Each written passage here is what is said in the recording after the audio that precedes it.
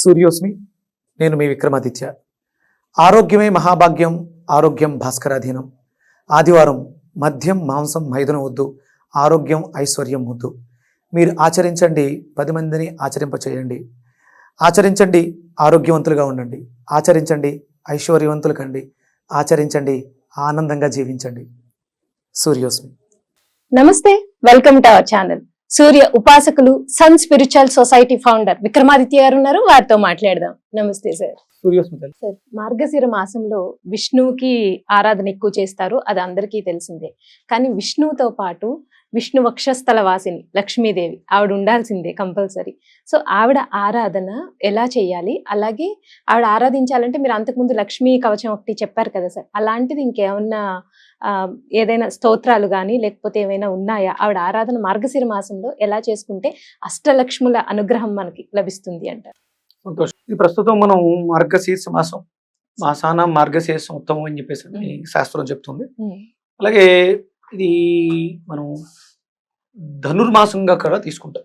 ధనుర్ సంక్రమణం అంటే ఇక్కడ ఒకటి చంద్రుడిని ప్రమాణంగా తీసుకుని మృగశీర్ష నక్షత్రం పౌర్ణమికి కలిగి ఉంటే దాన్ని ఆ మాసానికి పేరు పెడతారు.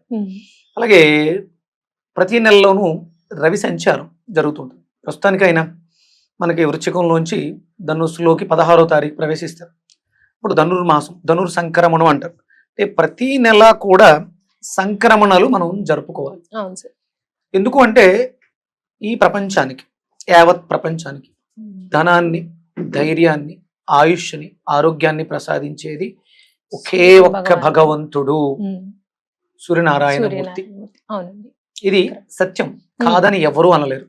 నాస్తికులైనా ఆస్తికులైనా ఎవరైనా సరే సూర్య ప్రాణశక్తితో, అంటే మనలో ఉన్నటువంటి ప్రాణం ఏదైతే ఉందో దానిని నడిపిస్తున్నవాడే భగవంతుడు. దేవుడు ఉన్నాడు లేడు, ఎస్ నేను లేడు అంటాను. ఎప్పుడు లేడు అంటే నా లోపల నుంచి ఆయన వెళ్ళిపోయినప్పుడు ఆయన లేడు. ప్రాణంగా ఉన్నవాడే భగవంతుడు. నేను నమ్మను, నష్టం ఏమీ లేదు. నీ లోపల ఉన్నటువంటి ప్రాణానికి నువ్వు నమ్మితే ఉంది, లేకపోతే లేదు కదా. అది ఉండాలనుకున్నంతసేపు ఉంటుంది, వదిలేసి వెళ్ళిపోతే లేదు అనే మాట అనడానికి కూడా నాకు అవకాశం ఉంది. అందుకని భగవంతుడు ఇక్కడ లేడు, నా ఎదురుగుండా లేడు. ఉన్నాడు, సర్వవ్యాపి అయి ఉన్నాడు, ఎక్కడో ఉన్నాడు, నా లోపల కూడా ఉన్నాడు. నా లోపల నేను చూడగలిగినప్పుడు నేను ఇలా చూసి చెప్పలేనుగా లోపల లేడు అని. నేను ఉన్నాడు అని అన్నానంటే ఆయన ఉన్నాడు. లేడు అంటే నేను జీవశవంలా, శవంలా ఉన్నాను. అందుకని అందరం అంగీకరించి తీరాల్సింది సూర్యుడు, మనకి భగవంతుడిగా, ప్రత్యక్ష భగవంతుడిగా దర్శనమిస్తున్నటువంటి సూర్యుడు. అదేంటి మీరేమో మార్గశీర మాసం విష్ణుమూర్తికి ప్రీతి, లక్ష్మీదేవి ప్రీతి. నేను సూర్యుడి గురించి మాట్లాడుతున్నాను. ఈ మాసానికి, ధనుర్మాసానికి ఉన్నటువంటి విశిష్టతని గుర్తించి లోక కళ్యాణార్థం ఒక ఋషి పరితపించారు. మనకి ఈ మార్గశిర మాసంలో ఆయన మనకి దక్షిణాయన ఒక అద్భుతమైనటువంటి బ్రైట్ స్టార్, ఒక నక్షత్రం కనిపిస్తూ ఉంటుంది. దాని పేరే అగస్త్య నక్షత్రం. అగస్త్య నక్షత్రం అది ఎంత శక్తివంతమైన నక్షత్రం అంటే భూమికి దగ్గరగా వస్తే భూమి మీద ఉన్నటువంటి జలం అంతా కూడా ఆవిరైపోతుంది. ఆయనకి ఒక కథ ఉంటుంది. మనకి ఒక దేవతలకి రాక్షసులకి, దేవతలు యజ్ఞం చేస్తుంటే రాక్షసులు యజ్ఞాన్ని పాడు చేస్తున్నారని దేవతల్ని వధిందామని చెప్పేసి వెళ్తుంటే వాళ్ళు వెళ్ళిపోయి సముద్రంలో దాక్కుంటారు. అప్పుడు శ్రీ మహావిష్ణువు దగ్గరికి వెళ్ళి అడుగుతారు, స్వామి ఇది పరిస్థితి, మమ్మల్ని యజ్ఞం చేసుకొని ఇవ్వట్లేదు రాక్షసులు, దానవులు అని చెప్పేసి. అంటే మీరు అగస్త్యుడి దగ్గరికి వెళ్ళండి అని చెప్పేసి అని పంపిస్తారు. అప్పుడు ఆయన దగ్గరికి వెళ్ళి వేడుకుంటే ఆయన వచ్చి ఆ సముద్ర జనాల్ని మొత్తం తీసేసుకుంటారు లోపలికి. అప్పుడు రాక్షసులు బయటపడిపోతారు, వాళ్ళని వధించేస్తారు. అంటే ఇది ఒక కథగా మనకి చెప్పబడింది. అగస్త్య నక్షత్రం భూమికి దగ్గరగా వస్తే భూమి మీద ఉన్నటువంటి జలం అంతా కూడా ఆవిరైపోతుంది. ఒరిజినల్ గా ఎండాకాలం మనం దాహాన్ని అనుభవిస్తాం, కానీ శీతాకాలం తెలియకుండానే మన శరీరంలో ఉన్న నీరు ఆవిరైపోతూ ఉంటుంది.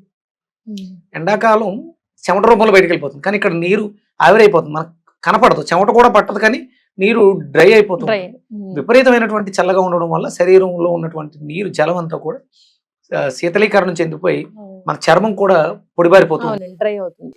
అందుకని ఒరిజినల్ గా అసలు మనం ఎండాకాలం నీళ్ళు ఎక్కువ తాగుతాం, కానీ శీతాకాలమే నీళ్లు ఎక్కువగా ఆ. తీసుకోవాల్సినటువంటి పరిస్థితి.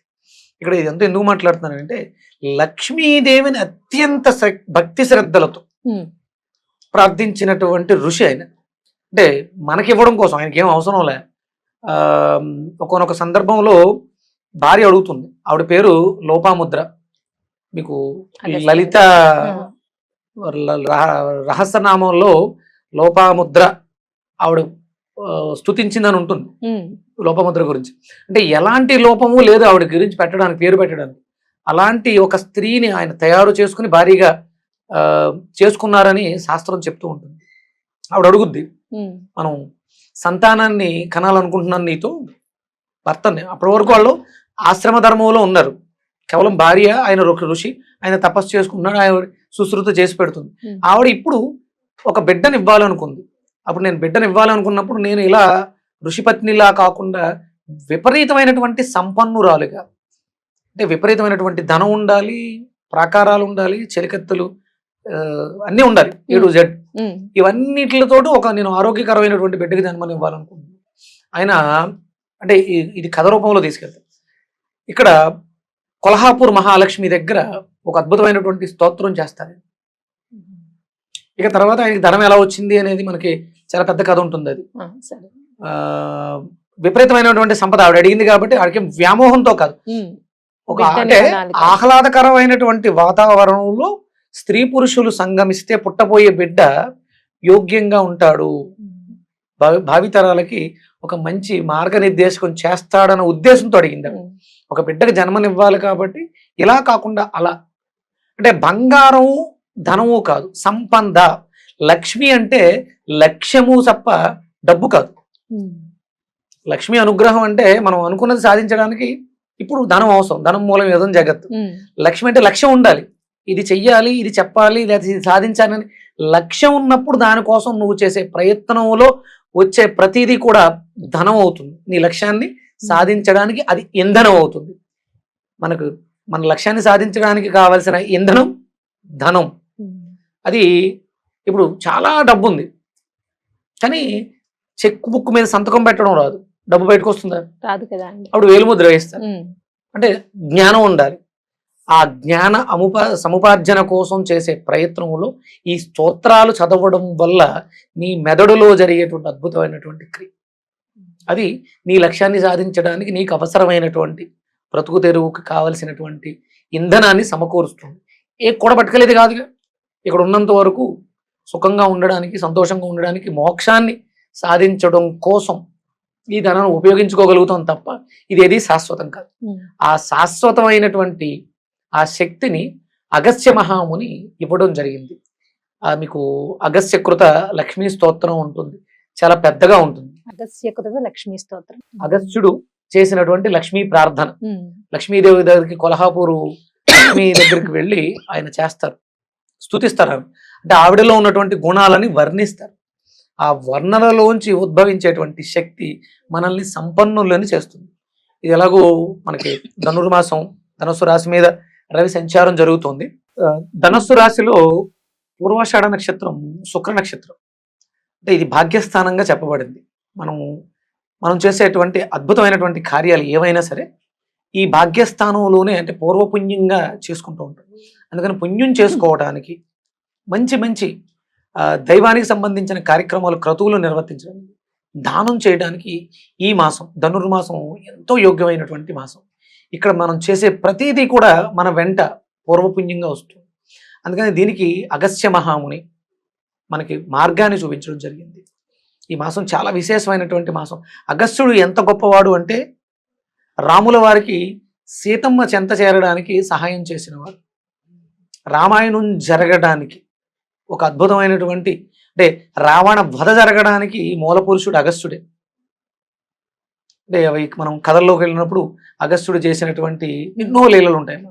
ఈ అగస్త్యుడు ఎప్పటివాడు అంటే కృతయుగంలో శివపార్వతుల కళ్యాణం జరిగినప్పుడు ఉన్నవాడా, రామరావణ యుద్ధం జరుగుతున్నప్పుడు రాముల వారికి ఆదిత్య హృదయాన్ని చెప్పినవాడా, లేదా ద్వాపర యుగంలో వెంకటేశ్వర స్వామి జన్మ తీసుకుంటున్నప్పుడు మనకి ఇప్పుడు తిరుపతిలో అగస్త్యాశ్రమం ఉంటుంది, అగస్త్యుడి యొక్క ఆశ్రమం ఉంటుంది. ఆ వివాహం జరిగిన తర్వాత వెంకటేశ్వర స్వామి ఆయన ఆశ్రమంలో ఆశ్రమంలో 6 నెలలు ఉన్నారు అని ఉమ్, శాస్త్రం చెప్తుంది. ఉమ్, అంటే ఎప్పటి నుంచి ఉన్నాడు అగస్త్యుడు? ఉమ్, సప్త చిరంజీవులలో ఒకడు. ఉమ్, ఆయన ఇంకా జీవించే ఉన్నారు. అంటే మనకి వెలుగుతున్నటువంటి ఒక తార, ధ్రువ తారగా కనిపిస్తున్నారు కదా. కనిపిస్తున్నారు. ఉమ్, అంటే మనము ఈ మాసంలో దక్షిణం వైపున విపరీతమైనటువంటి కాంతితో కనిపిస్తున్నటువంటి నక్షత్రాన్ని సాయంత్రం సమయాల్లో మనం ఒకసారి ఆకాశం వైపు దక్షిణం వైపు చూసి ప్రార్థించగలిగితే ఉమ్, అగస్త్యేశ్వర నమో నమః అని అగస్త్యుల వారి అనుగ్రహం అద్భుతమైనటువంటి జ్ఞానాన్ని ఇస్తుంది. ఉమ్, ఆయన చాలా జ్ఞాని. ఎంత జ్ఞాని అంటే ఇప్పుడు మనం అనుభవిస్తున్నటువంటి ఈ కరెంటుకి మూల పురుషుడు ఆయనే. కరెంటును సృష్టించింది ఆయనే. అవునా? కుండలో ఓకే. ఉమ్, కరెంటుని సృష్టించాడు ఆయన. ఉమ్, అగస్త్య సంహిత ద్వారానే ఇప్పుడున్నటువంటి ఎలక్ట్రానిక్ వస్తువులన్నీ తయారు చేస్తూ ఉంటారు సైంటిస్ట్. ఆ అగస్త్య సంహితని మనకు అందించిన ఋషుల రుణం తీర్చుకోవాలి, వాళ్ళని తలుచుకోవాలి. ఈ మాసంలో ఖచ్చితంగా. మనకు అది కావాల్సినటువంటి నిజం. జ్ఞానం, సైంటిస్ట్ ఉమ్, డబ్బు సంపాదించాలన్నా నువ్వు చాలా తెలివిగా ఆలోచించాలి ఈ రోజుల్లో. అంతే కదా అండి. అవును. ఆ తెలివితేటలు ప్రసాదించేవాడు అగస్త్యుడు. అందుకని నేను అంటే తర్పణాలు వదిలిపెడుతుంటాం. ఉమ్, ఋషులకి ఋషి తర్పణాలు ఉంటాయి. ఓం ఐం హ్రీం శ్రీం ఐం క్లీం సౌహు హంస శివ సోహం అసక్ఫ్రేం అసక్షమలవర్యుం సహక్షమలవర్యుం స్వరూప నిరూపణ హేతవే స్వగురవే శ్రీ లోపాముద్రాంబా సహిత అగస్తీశ్వర పాదుకాం పూజయామి తర్పయామి నమః. ఇది అంటే ఋషులకు మనం తర్పణాలు విడిచిపెట్టేటప్పుడు ఇప్పుడు చేతిలో నీళ్ళు వేసుకుంటాం. మేమైతే ఈ చిటికిన వేళ్ళు వేయించి నీళ్లు తర్పయామి అని అగస్త్య తర్పణాలు విడిచిపెట్టాలి. ఓకే. లేదు అగస్త్యుని తలుసుకోవాలి. ఇంత మంత్రం చదవటం మీ వల్ల ఆ, అవ్వదు. ఆ, లోపాముద్ర ఆయన భార్య, భార్య. ఎలాంటి లోపము లేని స్త్రీ, ఉమ్, స్త్రీ జాతికే గర్వకారణం. లోపాముద్రాంబా సహిత అగస్తీశ్వర నమో నమః. ఉమ్. ఈ మంత్రాన్ని ప్రతిరోజు మనం దక్షిణం వైపు తిరిగి ప్రార్థిస్తే ఆ లోపముద్ర అగస్తీశ్వర వారి అనుగ్రహం లభిస్తుంది. ఓ. ఋషి అనుగ్రహాన్ని పొందామనుకో ఉమ్, అద్భుతం అనమాట. ఎందుకంటే దేవుడు శపించిన విమోచన ఉంటుంది. ఋషికి గురువుకి శపిస్తే ఆ, విమోచన ఉండదు. అవునండి. వాళ్ళు జగద్గురువులు, ఉమ్, మనకు అద్భుతమైనటువంటి జ్ఞానాన్ని ప్రసాదించారు. అగస్తీశ్వరుని తలుసుకోవడానికి, లక్ష్మీ అనుగ్రహాన్ని పొందడానికి ఈ మాసం రేపు ధనుర్ సంక్రమణం 16వ తారీఖు వచ్చింది. ఉమ్, ఆ రోజు విశేషంగా సోమవారం ఉమ్, అవును. మనం మీరు లక్ష్మీ పూజ, ఉమ్, పాలు ఆవు పాలతో చేసినటువంటి పరమాన్నాన్ని నివేదన చేసి, ఉమ్, అంటే మీరు లలిత పారాయణం చేసినప్పుడు అందులో మధ్యలో వస్తుంది లలితాదేవికి ఒక ప్రసాదం, లోపాముద్రాదేవికి ఒక ప్రసాదం. అక్కడ దంపత సమేతంగా ఉన్నటువంటి అగస్త్యుల వారిని లోపాముద్రని దర్శించండి. లేదు ఒక తమలపాకు మీద 2 ఒక్కలు పెట్టండి. ఓ. ఒకటి అగస్త్యుల వారు, ఒకటి లోపముద్ర. లోపాముద్ర. ఉమ్, మీకు లలితాంబవారి ఫోటో ఎలాగో దొరుకుతుంది. ఉంటుంది. మీకు దొరికితే లోపాముద్ర అగస్త్యుల ఫోటో నెట్ లో దొరుకుతుంది. ఓహో. ప్రింట్ అవుట్ తీసుకోండి. ఉమ్, ఉమ్. సమయం ఉన్నా లేకపోయినా ఒక తమలపాకు మీద 2 ఒక్కలు చెట్టు. పెట్టండి. ఉమ్, ఉమ్, ఒకటి అగస్త్యుల వారు, బొట్టు పెట్టండి. ఉమ్. అమ్మవారికి బొట్టు పెట్టండి. వాళ్ళిద్దరు అక్కడ ఆశీనులే ఉన్నారు. ప్రసాదాన్ని నివేదన చేయండి. ఇప్పుడు మీకు పీడిఎఫ్ ఉంటే డౌన్లోడ్ చేసుకుని అది చదవండి. ఉమ్. లేదా లలిత పారాయణం చేయండి. లక్ష్మీ కవచం మనం ఇచ్చాం. అవునండి. మీరు ఆల్రెడీ ఆ లక్ష్మీ కవచం ఆల్రెడీ ఉంది. దాన్ని డౌన్లోడ్ చేసుకుని చదవండి. ఉమ్. ప్రసాదం నివేదన చేయండి. ఏకభుక్తం ఉండండి. ఉమ్. సాయంత్రం అంటే ఏకభుక్తం అంటే మధ్యాహ్నం భోజనం చేయడం ఒక భోజనం కాదు. ఉదయం అంతా పలహారాలు తీసుకుంటే సాయంత్రం ఆవు పాలతో భోజనం చేయండి. అన్నాన్ని ఇంకేం వేసుకోకుండా ఓన్లీ ఆవు పాలు. ఓన్లీ ఆవు పాలు. కొంచెం బెల్లం వేసుకోవచ్చు కావాలనుకుంటే. ఉమ్, అంటే పరమాన్నం ఏమో ఆవు పాలతో వండుతాం. ఉమ్. ఇక్కడ అన్నాన్ని పాలని విడిగా, మరగబెట్టిన పాలు విడిగా, అన్నాన్ని విడిగా విడిగా తీసుకొని ఉంది. ఉమ్. ఆ పాలలో అంటే ఒకవేళ దీక్షలు చెయ్యాలి అనుకుంటే ఇదైనా ఒక నెల రోజుల పాటు చేసుకోవచ్చు. ఈ దీక్ష ఆహా. ఒక నెల రోజు. నెల రోజుల పాటు రోజు సాయంత్రం మాటలు ఉమ్, పాలన్నమే, ఆవు పాలతో తయారు చేసిన అన్నం, కొంచెం బెల్లం వేసుకుని ప్రతిరోజు ఉదయం అంతా పళ్ళు తీసుకోవచ్చు. సాయంత్రం ఆ నక్షత్రాన్ని చూసి, దక్షిణం వైపు నక్షత్రాన్ని చూసి నమస్కారం చేసుకుని అది నివేదన చేసి దాన్ని ప్రసాదంగా ఆవు పాలతో అన్నాన్ని భుజించడం ఒక నెల రోజులు దీక్షగా చేస్తే మీ జీవితంలో లక్ష్మీదేవి స్థిర నివాసం ఉంది. ఓ. అగస్త్యకృతాయి అని చెప్పడానికి మీరు ఎలాంటి సందేహం లేదు. No doubt. అదే కదా అండి, ఎలాంటి సందేహం లేకుండా చెప్పారు. ధన్యవాదాలు గురు. సురేష్